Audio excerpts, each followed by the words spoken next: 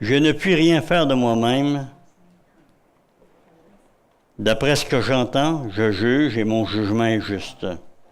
Parce que je ne cherche pas ma volonté, mais la volonté de celui qui m'a envoyé. Si c'est moi qui rends témoignage de moi, même, mon témoignage n'est pas vrai. Il y en a un autre qui rend témoignage de moi, et je sais que le témoignage qu'il rend de moi est vrai. Vous avez envoyé une délégation vers Jean, et il a rendu témoignage à la vérité. Pour moi, ce n'est pas d'un homme que je reçois le témoignage, mais je dis ceci, afin que vous soyez sauvés. Jean était la lampe qui brûle et qui luit, et vous avez voulu vous réjouir une heure à sa lumière. Moi, j'ai un témoignage plus grand que celui de Jean, car les œuvres que le Père m'a donné d'accomplir, ces œuvres même que je fais, témoignent de moi que c'est le Père qui m'a envoyé. Et le Père qui m'a envoyé a rendu lui-même témoignage de moi. Vous n'avez jamais entendu sa voix, vous n'avez point vu sa face, et sa parole ne demeure point en vous, parce que vous ne croyez pas à celui qui l'a envoyé. Vous sondez les Écritures, parce que vous pensez avoir en elles la vie éternelle. Ce sont elles qui rendent témoignage de moi. Et vous ne voulez pas venir à moi pour avoir la vie. Je ne tire pas ma gloire des hommes, mais je sais que vous n'avez point en vous l'amour de Dieu. Je suis venu au nom de mon Père, et vous ne me recevez pas. Si un autre vient en son propre nom, vous le recevrez. Comment pouvez-vous croire, vous qui tirez votre gloire les uns des autres, qui ne cherchez point la gloire qui vient de Dieu seul? Ne pensez pas que moi je vous accuserai devant le Père. Celui qui vous accuse, c'est Moïse, en qui vous avez mis votre espérance. Car si vous croyez Moïse, vous me croiriez aussi parce qu'il a écrit à mon sujet. Mais si vous ne croyez pas à ses écrits, comment croirez-vous à mes paroles? Amen. Asseyons-nous, frères et sœurs. Le titre du message ce matin, c'est « Quel témoignage me conduit? » Quel témoignage me conduit? La vie du croyant, frères et sœurs, est souvent une vie turbulente et la raison de sa turbulence est sa fondation. Place-t-on un édifice sur du sable ou sur une base rigide et forte comme le roc? Hein? Matthieu 7, 24 à 27 nous parle de la maison sur le sable et la maison sur le roc. Amen? Une personne turbulente est une personne agitée, bruyante, chahutée, dissipée, endiablée, emportée, excitée, remuant, tapageur, intenable, insupportable. Et son contraire est la sagesse, la détente, la placidité, la sérénité et la tranquillité qui conduit et qui dirige sa vie. Amen? Je ne sais si vous avez vu un film déjà démontrant un édifice qui tombe lors d'un tremblement de terre ou autre occasion, sabotage ou autre.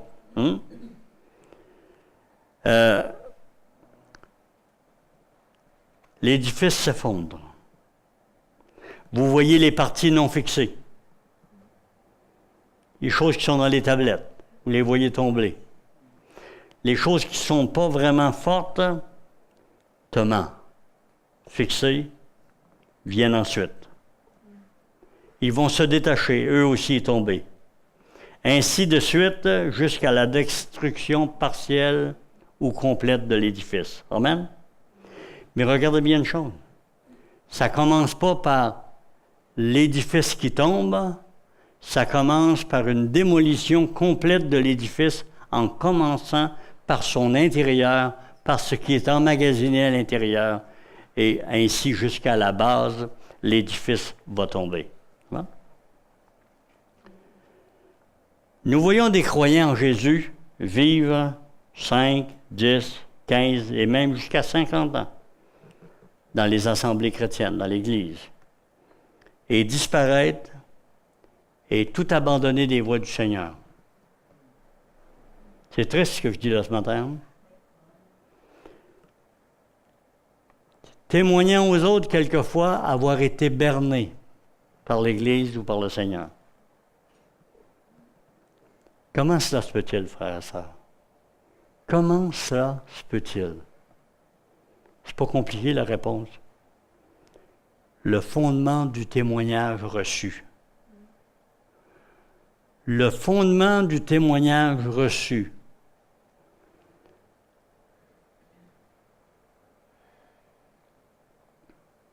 Un petit vent, un petit bruissement dans les feuilles, et nous savons que l'orage vient. Et souvent, frères et sœurs, je rencontre des gens, je vois des gens. Du moment qu'il y a un petit bruissement dans les feuilles, ils sont partis. Ils sont tombés. Ils ne sont plus là. Rejetant même tout ce qu'ils ont vu, les plus grandes bénédictions.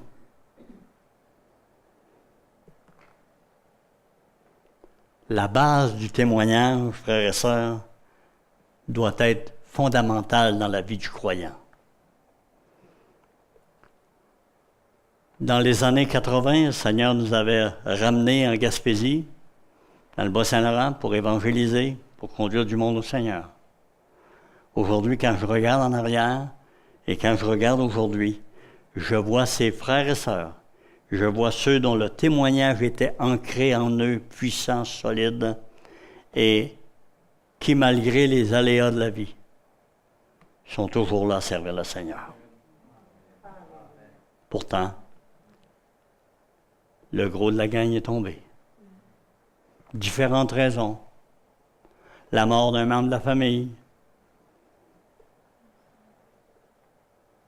la visite d'un gourou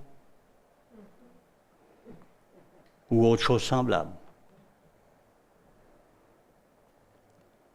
Suis-je assuré de la direction éternelle de ma vie?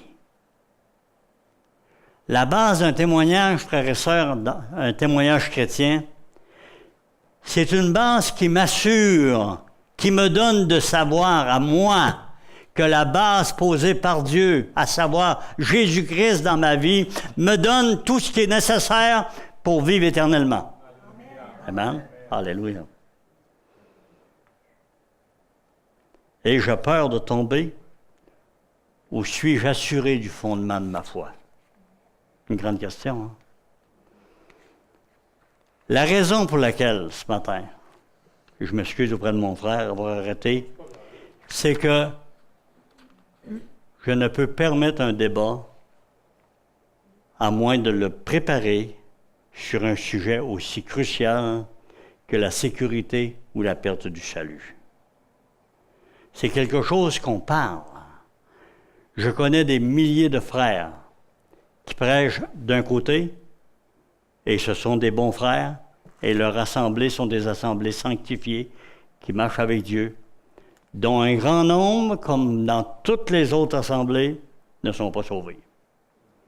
Et j'ai de l'autre côté un grand nombre de frères, de bons prédicateurs, qui prêchent la parole de Dieu et qui prêchent l'autre côté, croyant que le croyant peut perdre son salut.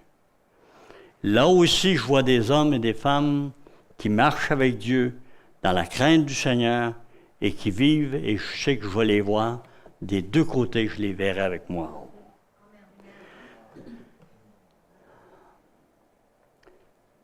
Ma vie, ce qui est important, frères et sœurs, ma vie est-elle assise sur un saint respect de Dieu? Amen? Un jour, je posais la question à quelqu'un qui avait 25-30 ans de prédication, et je lui avais posé la question, pourquoi l'Église prêche-t-elle les deux côtés, la perte ou la sécurité éternelle sans possibilité de perdre son salut? Et cet homme m'avait donné une réponse très sage que j'ai appliquée à ma vie. Les deux prédications sont nécessaires. pour équilibrer l'homme, pour lui donner la crainte de l'Éternel, pour se tenir en sachant qu'il doit se surveiller tout en étant assuré. Il doit se surveiller tout en étant assuré. Vous demandez à la plupart des croyants, es-tu sûr d'être sauvé? La plupart vont répondre oui. Mais la force des choses m'oblige à dire, frères et sœurs, je l'ai déjà dit dans les dernières semaines, que je ne crois pas à 100% que chacun de nous ici présents aujourd'hui sommes sauvés. Il y a des gens qui sont ici parce qu'ils ont changé de religion. Il y a des gens qui sont ici pour toutes sortes de raisons, frères et sœurs. Et c'est à l'usage. C'est à l'usage et face à l'enseignement de la parole de Dieu que chacun peut finir par déterminer où il en est devant le Seigneur et prendre position devant lui. Amen. Moi, j'ai eu le bonheur, mon épouse aussi, d'être amené à l'Évangile, à la connaissance de l'Évangile par les deux côtés de la médaille, si on peut appeler ça ainsi. On a été amenés au Seigneur par des hommes et des femmes qui croyaient à la perte du salut, et nous avons été amenés au Seigneur par des hommes qui croyaient à la direction éternelle du salut, sans possibilité de rien perdre. Les deux avaient raison, les deux avaient tort. Amen? Est-ce que ça les a empêchés de me conduire au Seigneur? Est-ce que ça les a empêchés de donner la base de la foi à mon épouse? Et je continuerai jusqu'à ma mort de croire que des deux côtés, il y a des hommes qui enseignent droitement et les résultats ne perdent personne. Il faut être un parfait malade pour refuser de regarder la parole de Dieu, pour rester attaché au Seigneur. Amen? Il faut rester attaché au Seigneur. Peu importe le côté de la médaille où je me trouve, il y a une chose que chacun qui travaille fondamentalement à la prédication de l'Évangile, chacun doit comprendre une chose, je dois vivre dans la crainte de l'Éternel et marcher les yeux fixés sur mon Sauveur. Amen? Alléluia. Ma vie est-elle assise sur un saint respect de Dieu, frères et sœurs? Le témoignage ancré en moi, rendu à Christ ou à une organisation ou à un homme, témoigne qui nous sommes. Alléluia. Mais quand nous avons reçu le témoignage de Christ, il y aura 39 ans, le 11 septembre, il est différent du témoignage d'un autre 11 septembre 2001, où les tours se sont effondrées au World Trade Center. Pourtant, ils avaient de bonnes fondations, mais non suffisantes pour le choc reçu.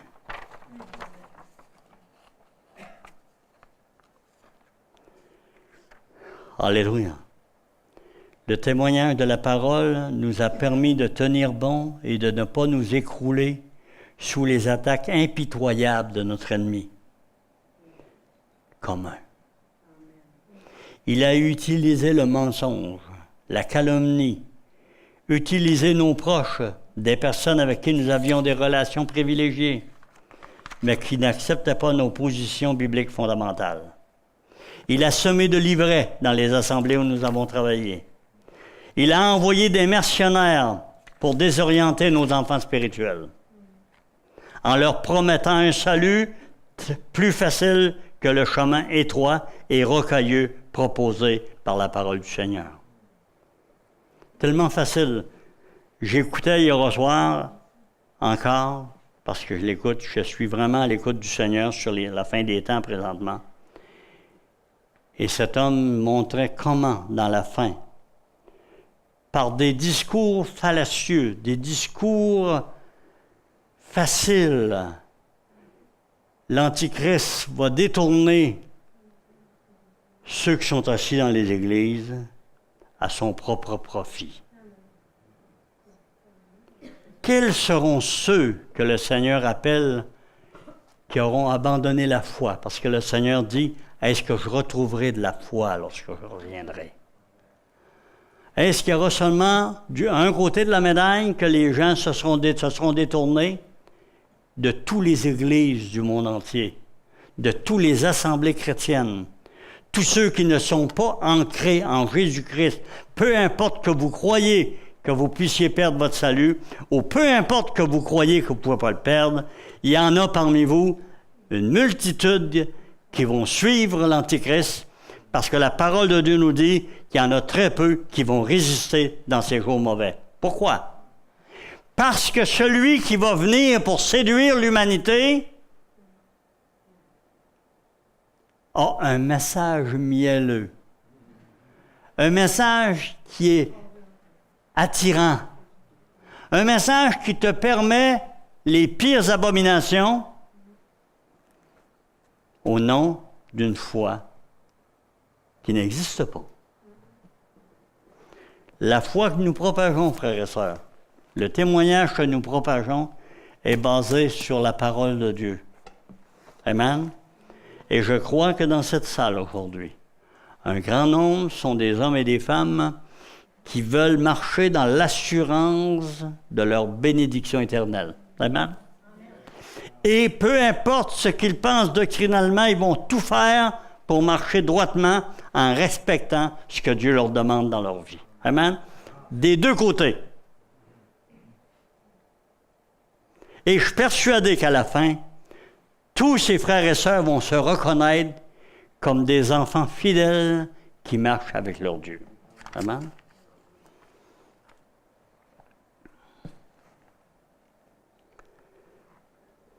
Hein? Luc 18, 8 dit, « Quand le Fils de l'homme viendra, on en a parlé dernièrement dans un message, trouvera-t-il la foi sur la terre? » Il y a un message qui m'interpelle, il y a un passage de la parole qui m'interpelle beaucoup dernièrement, frères et sœurs. Et à chaque fois que je l'ai lu, je suis interpellé. C'est Isaïe 30, le verset 25. Ce n'est pas un passage doctrinal, c'est un passage d'avertissement pour tous les hommes, de tous les temps. Sur toute haute montagne, et sur toute colline élevée, il y aura des ruisseaux, des courants d'eau au jour du grand carnage, à la chute des tours. Dans toute l'histoire de l'humanité, vous ne trouverez aucune autre attaque semblable contre deux tours que celles qui ont été faites contre le World Trade Center, les deux tours du World Trade Center.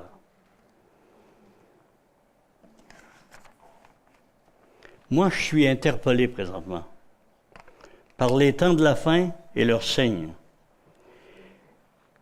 Et nul doute, frères et sœurs, que depuis que les tours sont tombées en 2001, il y a un grand carnage qui a commencé. Des millions de morts en Syrie, en Irak, en Iran, en Afghanistan, au Liban, en Jordanie, en Israël et partout dans le Moyen-Orient, des millions de morts présentement, depuis 2001. Des millions de déplacés. On parle actuellement dans le monde, tenez-vous bien, de 50 millions d'êtres humains déplacés, que les autres pays sont obligés de faire vivre par des dons à la Croix-Rouge ou à des fonds de l'ONU. Des centaines de milliards sont dépensés depuis, plongeant l'humanité dans l'incertitude. Est-ce que c'est vrai? Je crois que c'est une sonnette d'alarme, frères et sœurs. Alléluia. Et qu'il est temps de s'appuyer sur le témoignage du Père concernant Jésus.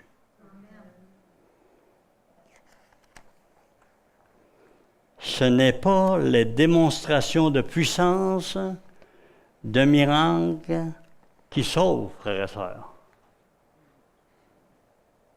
Ils ne font que étonner et ouvrir les yeux.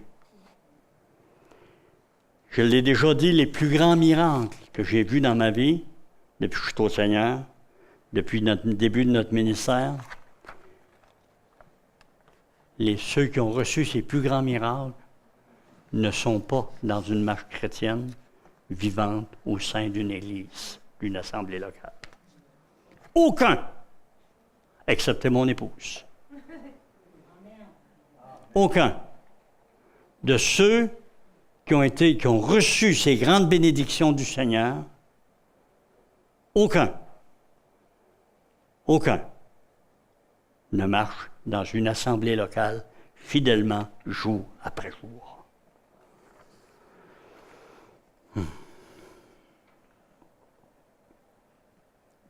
Jésus est le seul nom qui sauve, frères et sœurs. Et il est le seul par le Saint-Esprit capable de nous enseigner vraiment comment marcher avec lui. Nous ne sommes pas des yo-yo entre les mains de Dieu. Sauvé, pas sauvé. Sauvé, pas sauvé. Sauvé, pas sauvé. En même temps, je ne peux dire à tout le monde qui est ici un matin, peu importe ce que tu fais dans ta vie, tu es sauvé. Tu ne l'as jamais connu, tu ne l'as jamais vu, ou bien tu l'as connu, puis tu l'as vu, puis tu vas te faire reprocher. Même si tu es prédicateur de l'Évangile, par le Seigneur lui-même, allez, maudit au feu éternel, je ne vous ai jamais vu, je ne vous ai jamais connu. Alors, vous voyez que ce n'est pas si facile que ça.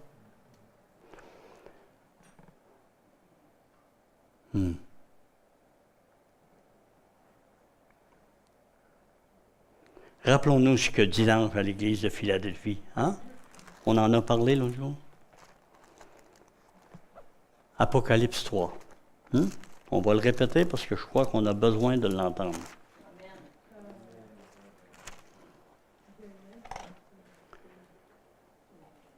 3:7. Apocalypse 3:7. Écrit à l'ange de l'église de Philadelphie, voici ce que dit le Saint, le véritable, celui qui a la clé de David, celui qui ouvre et personne ne ferme, celui qui ferme et personne n'ouvre. Tu es assez sécuritaire? Je connais tes œuvres, voici parce que tu as peu de puissance, que tu as gardé ma parole et que tu n'as pas renié mon nom, j'ai mis devant toi une porte ouverte que personne ne peut fermer. Voici, je te donne quelques-uns de ceux de la synagogue de Satan, qui se disent juifs et ne le sont pas, mais qui mentent. Voici, je les ferai venir se prosterner à tes pieds et reconnaître que je t'ai aimé. Parce que tu as gardé ma parole de la persévérance en moi. Je te garderai aussi à l'heure de la tentation qui va venir sur le monde entier pour éprouver les habitants de la terre. Retiens bien, je viens bientôt. Retiens que ce que tu as, afin que personne ne prenne ta couronne. Frères et sœurs, il y a 6 autres églises dans ce passage des Écritures. Il y a 6 autres églises dans ce passage des Écritures de l'Apocalypse, du chapitre 2 au chapitre 3, verset 20. En une de ces églises, parlant au pasteur des églises, parce que quand il dit « écrit à l'ange de l'église d'Éphèse », c'est celui qui représente l'église. Et à l'église d'Éphèse, il dit « reviens ton premier amour ». Reviens ton premier amour.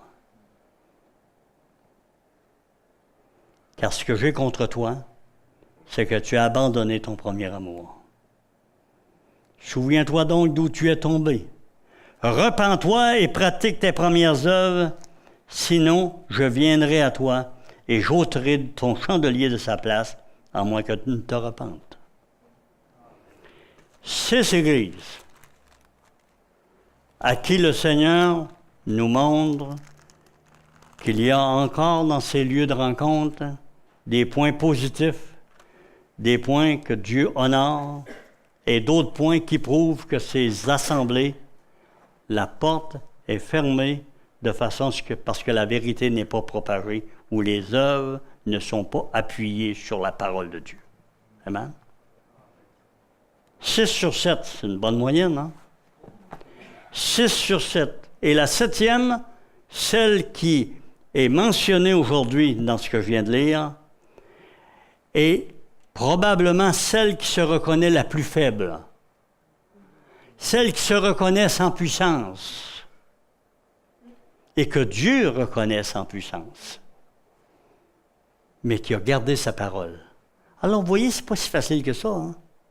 Vous voyez pourquoi on ne s'acharne pas dans une position ou dans l'autre doctrinalement?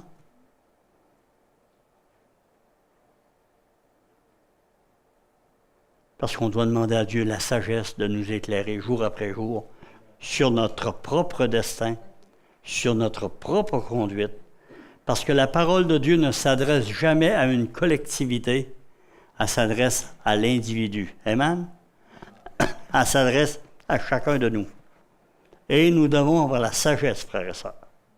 Nous devons avoir la sagesse de regarder à Dieu et de s'assurer que la position que nous prenons est une position qui nous assure notre position éternelle. Amen? Alléluia.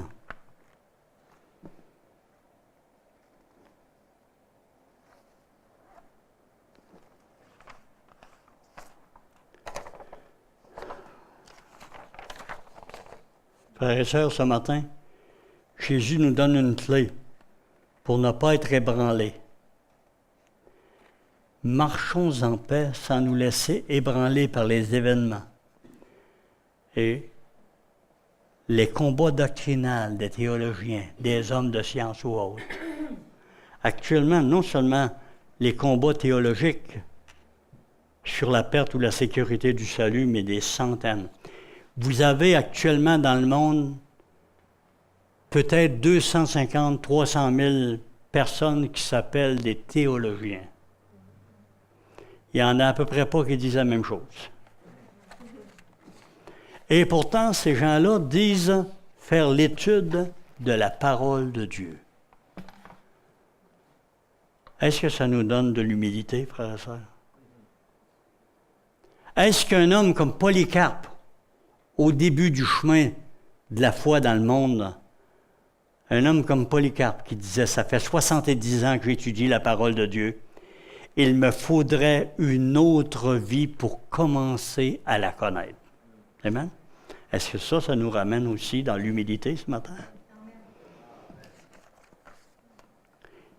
La seule chose qui est claire dans la parole, frères et sœurs, c'est le péché. Parce que la parole de Dieu, par la loi, pointe le péché. Et puis que Jésus a donné exactement de connaître ce qui est péché. Et la parole de Dieu nous dit que le péché ne doit pas se trouver sans repentance dans la vie d'un croyant. Êtes-vous d'accord avec moi? Peu importe ce que vous pensez ce matin. Si vous tombez dans le péché, Dieu est fidèle et juste pour vous pardonner. C'est marqué dans la parole. Amen? Comme à moi d'ailleurs. Amen? Tous et chacun d'entre nous.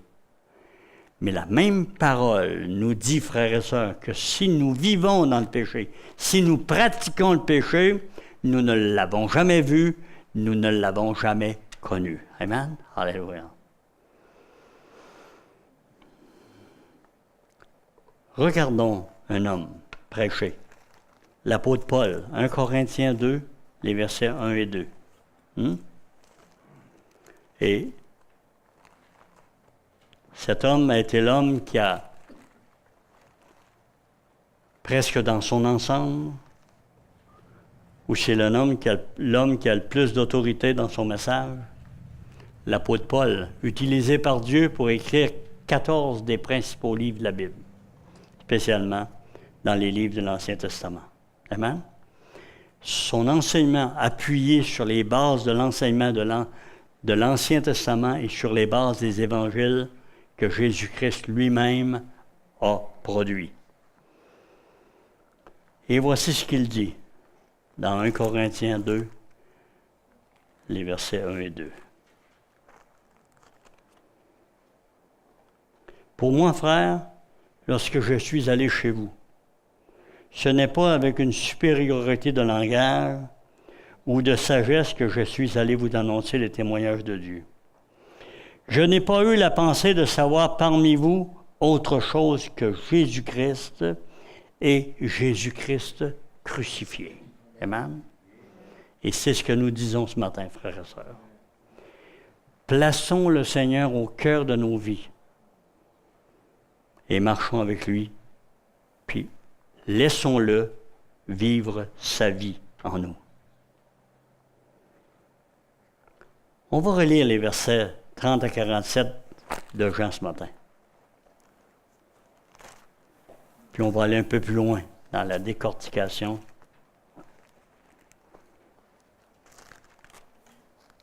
De ce grand passage des Écritures.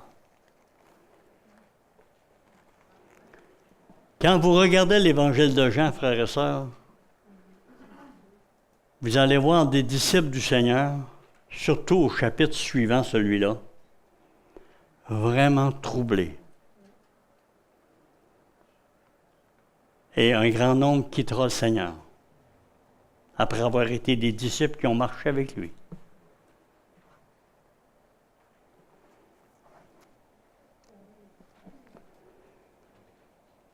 Je ne puis rien faire de moi-même. D'après ce que j'entends, je juge et mon jugement est juste parce que je ne cherche pas ma volonté, mais la volonté de celui qui m'a envoyé. Et tout prédicateur, frères et sœurs, tout homme qui se lève pour parler de la parole de Dieu, pour parler, doit agir de la même façon que le Seigneur a fait. Je ne cherche pas ma volonté, mais la volonté de celui qui m'a envoyé. Et Jésus nous dit dans Jean 20, 21, « Comme le Père m'a envoyé, moi aussi je vous envoie. » Donc, pour faire la même chose. Amen? Si c'est moi qui rends témoignage de moi-même, mon témoignage n'est pas vrai. Il y en a un autre qui rend témoignage de moi, et je sais que le témoignage qu'il rend de moi est vrai. Vous avez envoyé une délégation vers Jean. Et aujourd'hui encore, il y a beaucoup d'hommes qui envoient des délégations vers des hommes. Soient-ils aussi connaissants qu'ils puissent manifester qu'ils sont. Ils sont dans le champ très souvent. Et pourtant, on envoie des délégations vers eux pour avoir la clé de nos problèmes. Le seul endroit sûr pour avoir la clé de nos problèmes, c'est la parole de Dieu. Elle ne déroge en rien, frères et sœurs. Elle est fiable de la Genèse jusqu'à l'Apocalypse. Et la parole de Dieu est facile à comprendre, frères et sœurs, pour celui qui veut vraiment la comprendre, qui veut l'accepter telle qu'elle est, littéralement. Amen? Peut-être quelques-uns ne seront pas d'accord avec moi, qu'on doit prendre la parole littérale, mais moi, je suis fondamentalement un croyant qui croit que la parole seule est la base fondamentale de la vie chrétienne. Amen? Même si quelqu'un dit actuellement qu'on est des légalistes parce qu'on ne se fie qu'au fondement de la Bible.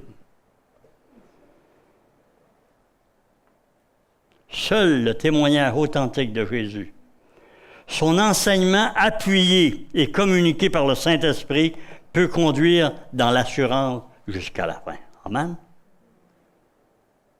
Il y a des beaux passages qu'on pourrait citer en appui ici. On n'a pas le temps de tout faire ça ce matin. Comment un croyant peut-il vivre en rejetant la parole de Dieu au profit de son besoin personnel et vivre une vie de péché et penser avoir la vie éternelle? Comment un homme prêche-t-il à quelqu'un qu'il peut déroger à la parole de Christ, à la parole de Jésus, et vivre selon ses besoins personnels à lui ou à elle? Comment cette personne-là peut-elle penser d'être honorée par Dieu et de recevoir la vie éternelle? Parce que la parole de Dieu nous dit que celui qui pratique le péché, et si j'envoie, moi, des gens dans le péché, dans le vol, dans l'adultère, dans le meurtre ou autre, la parole de Dieu nous dit que ceux qui font de telles choses n'hériteront pas du royaume de Dieu. Amen? C'est assez clair? Attention, frères et sœurs. Attention à vos enseignements. Attention à vos lectures. Peut-être que vous devez laisser d'autres parler. La parole de Dieu nous dit dans 1 Jean 3,6, et je le mentionne souvent, ce passage. Celui qui pratique le péché ne l'a pas vu, ne l'a pas connu. Celui qui s'en va dans le péché n'a jamais été sauvé ou il a rejeté son Dieu et son enseignement.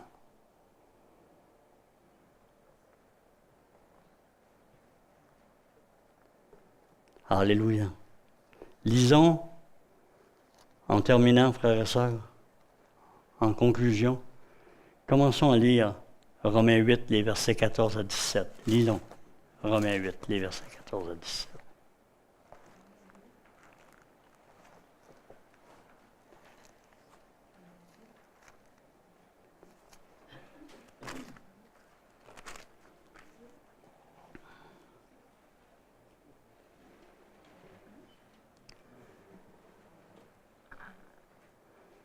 Il y a de ces passages de la parole, mes frères et mes sœurs. Il y a de ces passages des Écritures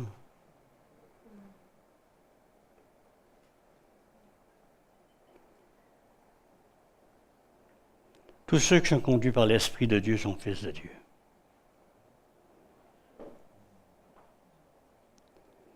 Et vous n'avez pas reçu un esprit de servitude pour être encore dans la crainte.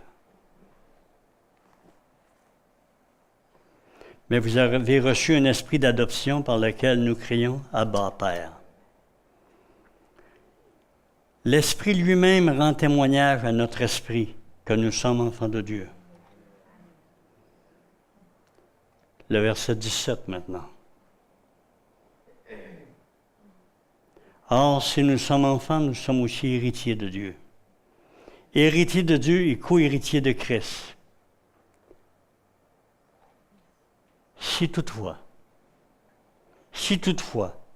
nous souffrons avec lui afin d'être glorifiés avec lui. Amen. Vous voyez que ce n'est pas si simple que ça. Mais la parole de Dieu, ce qu'elle nous assure, c'est qu'il y a une ligne de conduite. Si elle est traversée, peu importe ce qu'on en pense, c'est une porte qui conduit autrement qu'au ciel. Comment nous sommes enfants, héritiers de Dieu et co-héritiers de Christ? Oh, que j'aimerais que le passage s'arrête là. Mais il rajoute, « Si toutefois nous souffrons avec lui afin d'être glorifiés avec lui. » Et le verset 18 dit ceci, « J'estime que les souffrances du temps présent ne sauraient être comparées à la gloire à venir qui sera révélée pour nous. » Et le problème des croyants, frères et sœurs, c'est d'oublier ça. D'oublier cette recommandation. D'oublier cet enseignement de la parole qui est tellement fondamental. Est-ce que mes besoins personnels vont-ils être comblés par le péché et me permettre d'être en confort dans mon salut? Non, frères et sœurs. Non. Personne qui pratique le péché ne peut dire à Dieu, reçois ton petit gars ou reçois ta petite fille. Ils ont hérité en Jésus de la vie éternelle. Et le Seigneur leur dira, même à des pasteurs, la parole de Dieu le dit, même à des apôtres, à des gens qui s'appellent apôtres, prophètes, évangélistes. La parole de Dieu leur dira, allez, maudits au feu éternel, je ne vous ai jamais connus. Amen. Aujourd'hui, il n'y a plus de souffrance endurée, frères et sœurs. Pasteur, vous pensez que vous ne connaissez pas ma situation. Pasteur, vous ne connaissez pas ma vie. Vous ne savez pas ce que j'endure. Tu n'as sûrement pas été crucifié encore. Lui a été crucifié. Lui a été crucifié. Il n'y a pas une situation. Il n'y a pas une situation de vie qui autorise quelqu'un à passer outre à ce que la parole de Dieu dit sur sa vie. Amen? Il y a un couple qui l'a compris. Ils vont se marier la semaine prochaine, samedi de la semaine prochaine. Ça fait 17 ans qu'on parle de mariage. Est-ce que c'est vrai? 17 ans à prier pour qu'elle soit convaincue que c'était nécessaire parce que c'est le chemin de Dieu.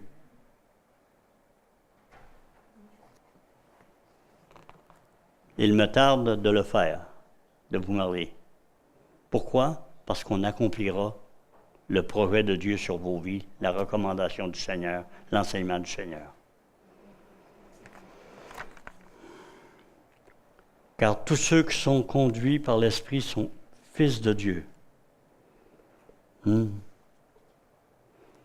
En tant que fils de Dieu, frères et sœurs, si nous sommes vraiment des fils de Dieu, nous comprenons ceci, que nous sommes héritiers, co-héritiers, si toutefois nous souffrons avec lui d'être glorifiés avec lui. Pour élargir mes possibilités, frères et sœurs, ça s'adresse à tout croyant, à moi en premier. Pour élargir mes possibilités d'assurance devant Dieu, je dois être prêt à le suivre sur le chemin étroit.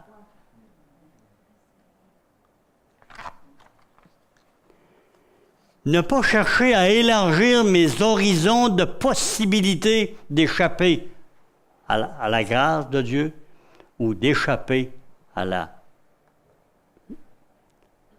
patience de Dieu.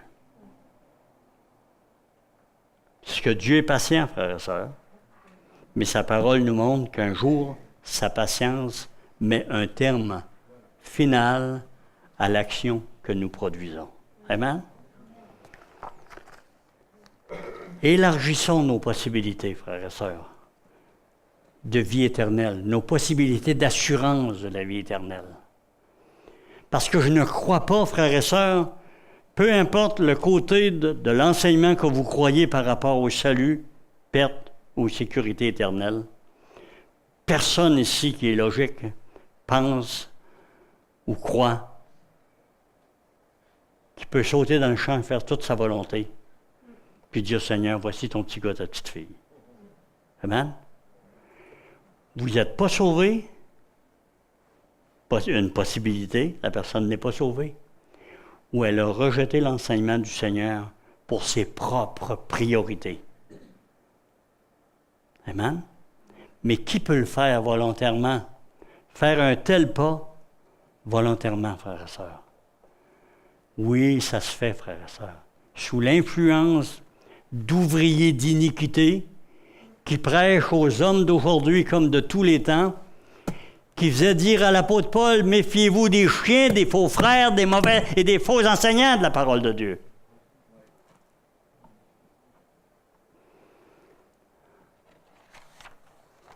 Pensez-vous que ça a commencé hier?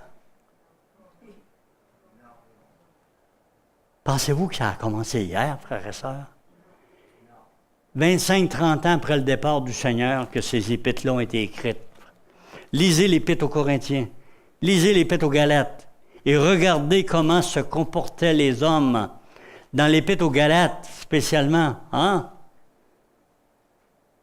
L'apôtre Pierre, cet homme fort, ce champion de la foi, ce directeur de l'Église, était encore dans la possibilité d'être un fichu d'hypocrite, un homme qui se cachait derrière les autres pour faire ce qu'il avait à faire.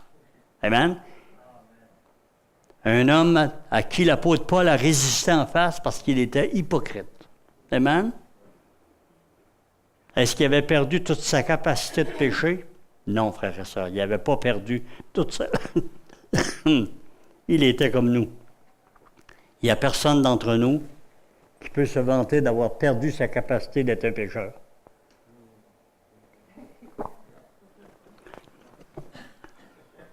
Parce que nous avons une volonté que le Seigneur n'a jamais bypassée pour le salut. Amen? Nous sommes ceux qui peuvent dire « Oui, Seigneur ». Le Seigneur ne dira jamais « oui » à notre place. Est-ce qu'on est capable, après être sauvé, de dire « Seigneur, oui, je me repens ». Oui, je me repens de vouloir faire ma volonté. Oui, je me repens de faire la volonté ou d'appuyer la volonté des pécheurs. Les comptes à rendre, frères et sœurs, sont trop lourds pour que je me permette de prêcher une seule instant que vous pouvez vivre dans le péché et être assuré de votre salut. Amen?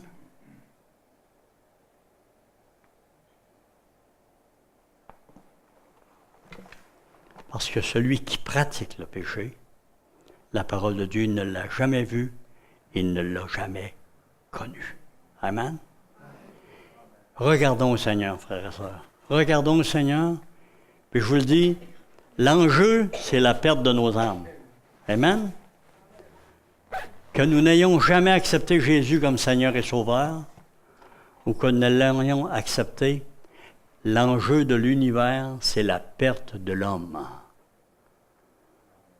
L'enfer est un endroit insatiable, un endroit qui est comme un siphon qui dit jamais assez, qui veut aspirer tous les hommes de la terre à une éternité malheureuse. Et la parole de Dieu nous dit que le diable a préparé un chemin large et spacieux pour ceux qui veulent échapper à la direction de Dieu. Amen? Et il a préparé un chemin rocailleux, un chemin étroit, que moi je vous invite ce matin à prendre, et que la parole de Dieu nous invite à prendre ce matin. Refusons nos volontés pour la volonté de Dieu. Amen. Refusons nos volontés. Tellement d'hommes et de femmes actuellement s'éloignent du plan de Dieu pour la vie de l'être humain sur la terre. Parce qu'ils veulent faire leur volonté, parce qu'ils veulent satisfaire leurs besoins. Ils ne veulent pas souffrir avec lui. Il a pris sa croix.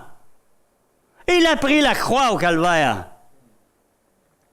Ridiculisé, frappé, humilié pour vous et moi, frères et sœurs. Et nous, aujourd'hui, est-ce qu'on accepte l'enlèvement de nos droits pour satisfaire la croix? C'est ce que nous devons faire, frères et sœurs. Mais l'humanité actuellement ne prêche qu'une seule chose. La paix, l'amour. Spécialement l'amour. Est-ce que c'est ça le plan de Dieu? L'amour est le plan de Dieu. Mais je l'ai dit dernièrement dans un message, et je le redis aujourd'hui, le Seigneur, frères et sœurs, n'est pas là actuellement à pleurer sur le sort de chacun d'entre vous. Dieu n'est pas à pleurer sur le sort de chacun d'entre vous. Il a pleuré, puis il a accompli. Une fois pour toutes. Après la croix du calvaire, fini les pleurs. Il avait tout fait. Puis n'allez pas penser aujourd'hui que Dieu compatit à tous les bobos des pécheurs et à tous les cris des pécheurs. C'est pas vrai. Tourne-toi vers la croix. J'ai réalisé mon amour envers l'humanité pour jusqu'à mon retour. Amen? C'est là que ça se joue. Dieu m'aime pas. Est-ce que Dieu m'aime? Est-ce qu'il est mort pour toi?